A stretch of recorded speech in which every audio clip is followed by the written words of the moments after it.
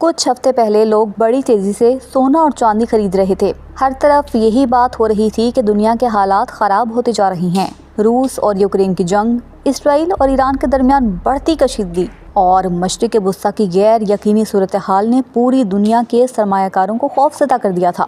आमतौर पर जब दुनिया में जंग या बहरान बढ़ता है तो लोग सोने और चांदी में पैसा लगाते हैं, क्योंकि उन्हें लगता है कि अगर हालात मजीद खराब हुए तो कम से कम उनकी बचत महफूज रहेगी। पाकिस्तान में भी यही हुआ।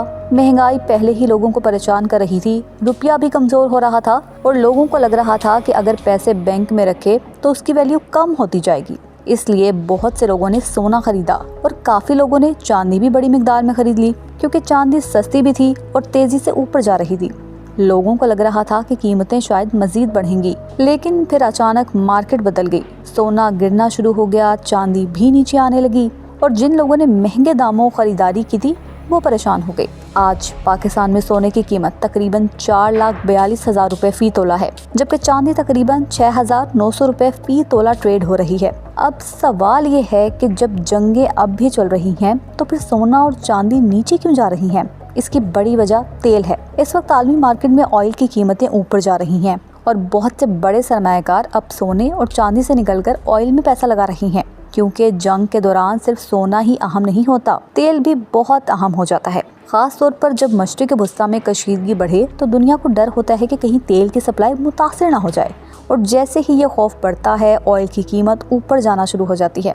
अब जो लोग सोने और चांदी में पहले ही अच्छा मुनाफा कमा चुके थे वो अपना पैसा निकाल कर ऑयल मार्केट की तरफ ले जा रही हैं। इस वजह से सोने और चांदी पर दबाव बढ़ रहा है और ये सब ऐसे वक्त में हो रहा है जब अमेरिका और ईरान के दरमियान सूरत हाल मज़ीद कशीदा होती जा रही है।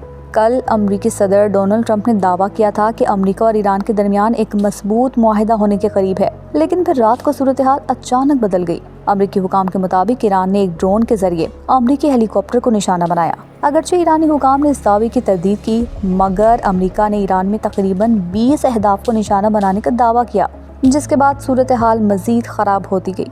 ईरानी पासरान इनकलाब ने जवाबी कार्रवाई करते हुए उर्दन, बहरीन और कुवैत में अमरीकी अड्डों को निशाना बनाने का दावा किया। ईरानी वज़ीर ख़ारजा अब्बास अराग़ची ने भी सख्त रद्द-ए-अमल देते हुए कहा कि अगर अमरीका खुद को महफूज रखना चाहता है तो उसे खित्ता छोड़ देना चाहिए।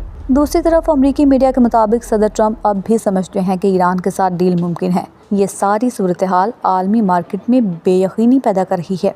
अब पूरी दुनिया की नज़रें सिर्फ जंग पर नहीं बल्कि तेल, सोने और आलमी मार्केट पर भी हैं, क्योंकि अगर मशरिक़ वुस्ता में कशीदगी मज़ीद बढ़ी तो उसका असर सिर्फ जंग तक महदूद नहीं रहेगा, बल्कि पूरी दुनिया की मईशत, तेल की कीमतों, सोने चांदी और आम लोगों की ज़िंदगियों पर भी पड़ेगा। ये है द ब्रीफ पाकिस्तान।